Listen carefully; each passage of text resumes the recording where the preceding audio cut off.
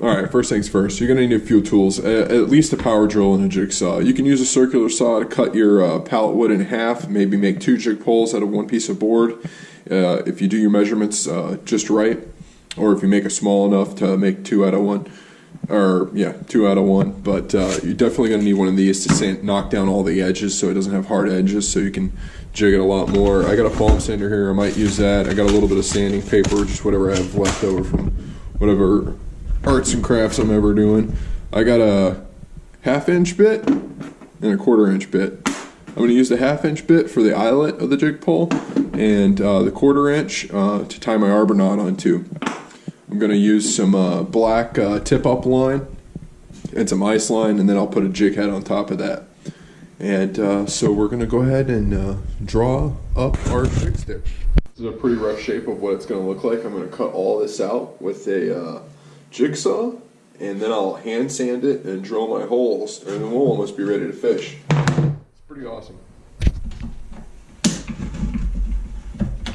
You're going to want to do it like one little piece at a time, because if you have the board too far out, it's going to shake a lot, and it might mess up your cut, or make it harder to cut.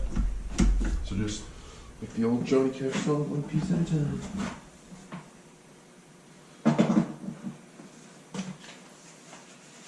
"15 degrees outside, there ain't no heat in here."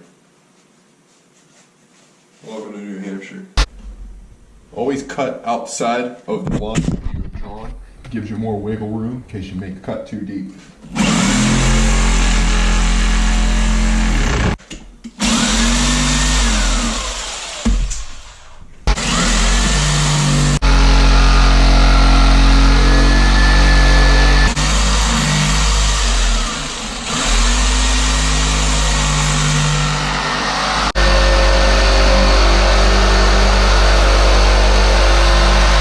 I kind of want to show you here is if you're having trouble getting around these corners when you're making your scroll cuts, or your jigsaw cuts, whatever you want to call them, is that you can drill a hole right in there, in like the flashing part, the part that you're going to cut away, and you can start your line and then drag it all the way down. That's a really easy way just to combat having to pick up the saw blade out. If you can't turn it, like I'm using a pretty rigid blade, but that's because I wanted my cuts around the sides to be a lot straighter, because when you use a thinner jigsaw blade, sometimes the blade will bend, and so the rear end side will not have the same thickness or width as the front end side, and it'll be tapered and it'll look kind of funky. And while you can hand sand it out, to make it perfectly symmetrical, if that's something that you're into, you can sand that out. It's a lot easier just to cut it right the first time. So I'm just going to drill a little hole right here, and then just cut my straight line. I'm going to cut this one off, and then I'll cut the rest off the other, and I'll have 2 examples to use, or 2 to give away to somebody.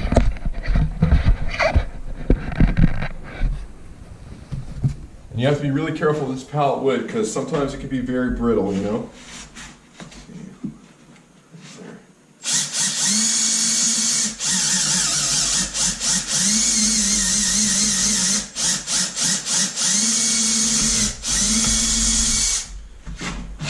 I mean, that's a little overkill, but obviously the drill bit's got to be bigger than the blade that you're going to put into the hole. Just like that.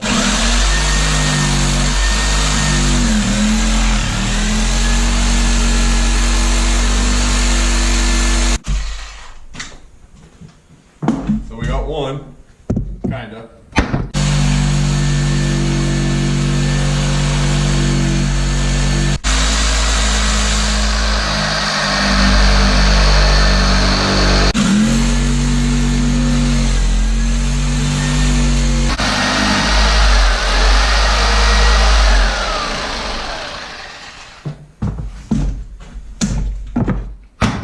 There you go, we got it.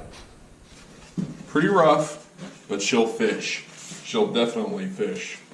My next video, I'm gonna catch something on this. That's gonna be my challenge. So, I might as well get this one cut out while we're at it, just in case I make a mistake. That never happens.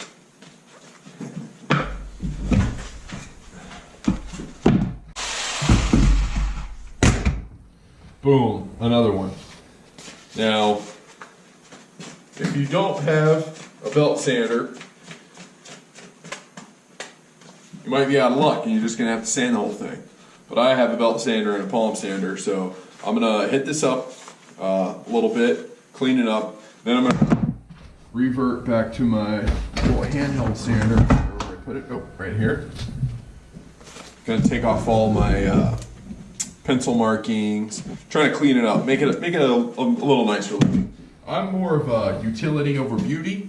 If it fishes and catches fish, that's cool. Count me in. I'm done. Doesn't have to look beautiful. It just has to catch fish. You know why? Because stuff like this has its own personality, and the personality is connected to the person that made it. And I think that's super important whenever you're building something, creating, or just individual style, I guess. But utility, as always. That's why you don't need to have every perfect tool in the world.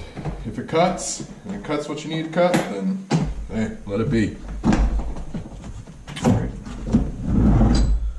As best we can. You can either do it with your hand sander, mind your lines, see like stuff like that.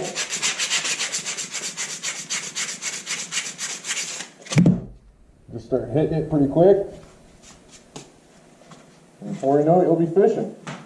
Alright, we're going to grind these up a little bit.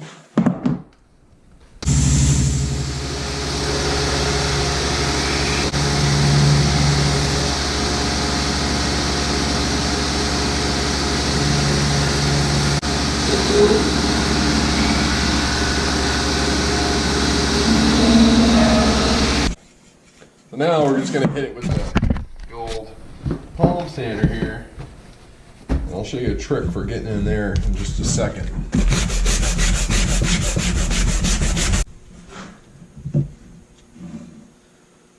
See, there's a little crack in that. That's just an imperfection of the pallet wood.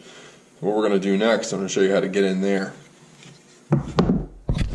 So what I really like to do to get inside these little corners when you're sanding stuff like this, just take a pencil, wrap some sandpaper around it, and then you can just kind of go to town, get in there.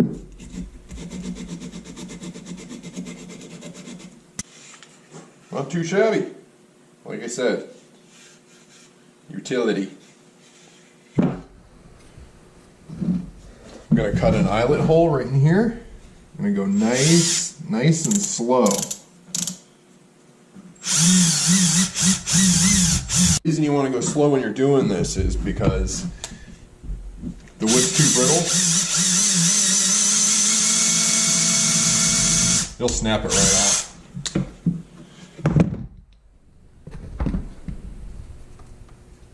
Down a little bit. Sometimes I like to, you can go through the backside.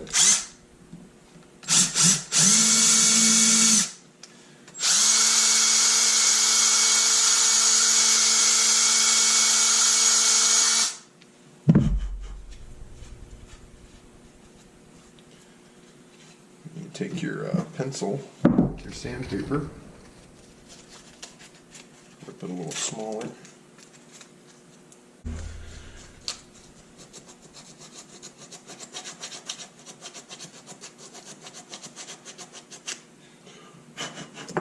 You're definitely going to have to make it big enough that you can fit whatever jig head that you want to put through there. Or you can just put your line through it beforehand.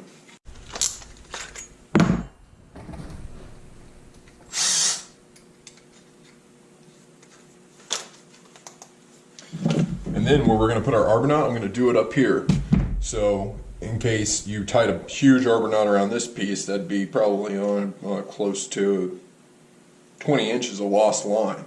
So if you get a real big one on, you got to give it some drag, or if you're fishing really deep and you don't want to put too much line on this because you don't want to invest too much money into a jig pole, or if you're giving this to a kid, if they throw it down the hole, you don't want them to lose too much line. So we'll put the arbor knot somewhere right in the middle.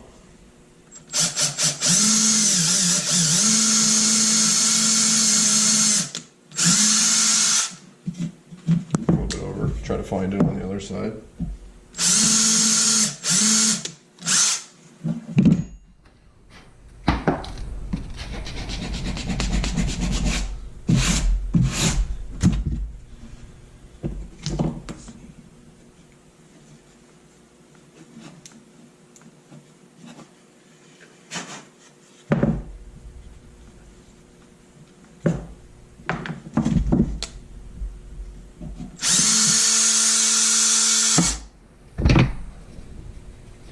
boom, you got yourself a fishing pole. We're gonna go inside and rig this up so I can sit next to the fire. That'll be nice. Alright, so we got our ice line. I have a lure. Just pull this out. We tie an arbor knot around this. So we got this right here. I'm going to tie this to a swivel and put a little ice line on it. And I run it through the eyelet, and then I'm going to tie on a Swedish pimple. And there you go. You got a little something to go jigging with. You pull this off, go like that. Take your slack out, send it down, and then you're off to jigging. See how that works? You just pull it off. Should fall. Probably smoothing out my hole a little bit, but I can always force it down if I need be. And then if you want to reel it in, you go like this.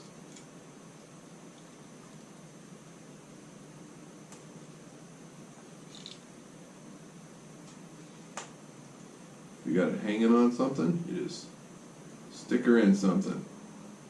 Oh, not my finger.